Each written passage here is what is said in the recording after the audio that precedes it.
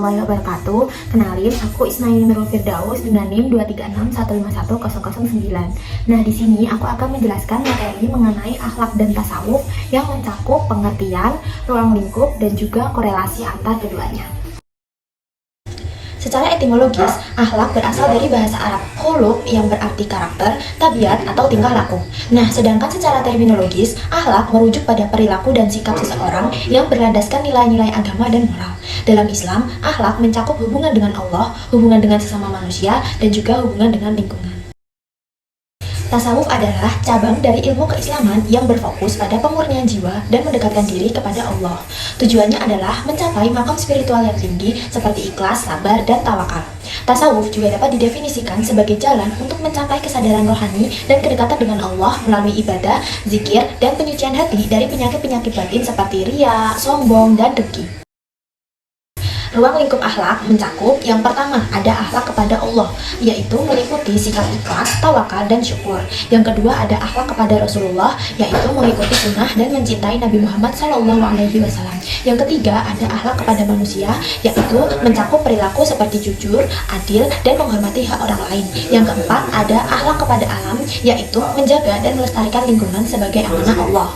Nah, sedangkan untuk ruang lingkup tasawuf mencakup yang pertama ada tazkiyah al-nafs atau penyucian jiwa, yaitu menghilangkan sifat-sifat buruk dalam diri. Dan yang kedua ada mahabbah atau cinta kepada Allah, yaitu mencapai keadaan cinta dan kerinduan kepadanya. Yang ketiga ada fana dan bako, yang mana fana adalah kehilangan ego dan bako adalah menetap dalam ridho Allah. Yang keempat dan yang terakhir ada ihsan, yaitu merasakan kehadiran Allah dalam setiap perbuatan dan ibadah. Korelasi antara akhlak dan tasawuf, yang pertama ada akhlak sebagai hasil dari tasawuf. Akhlak yang baik merupakan buah dari proses penyucian jiwa dalam tasawuf. Orang yang menempuh jalan tasawuf diharapkan menghasilkan akhlak yang mulia seperti sabar, rendah hati, dan jujur. Yang kedua ada tasawuf sebagai landasan akhlak. Tasawuf mengajarkan pentingnya kesadaran batiniah dan keikhlasan dalam berperilaku. Dengan hati yang bersih, seseorang akan mudah mengamalkan akhlak yang terpuji karena segala tindakannya didasarkan pada kecintaan kepada Allah Subhanahu wa Ta'ala. Yang ketiga ada interaksi berkelanjutan. Akhlak bukan hanya aspek lahiriah, melahirkan cerminan dari kondisi batin. Karena itu, tasawuf membantu memperkuat akhlak dengan menyelaraskan niat dan perbuatan. Dengan demikian, perilaku baik bukan sekedar formalitas, tetapi lahir dari kesadaran spiritual yang mendalam. Yang keempat ada ihsan sebagai titik temu.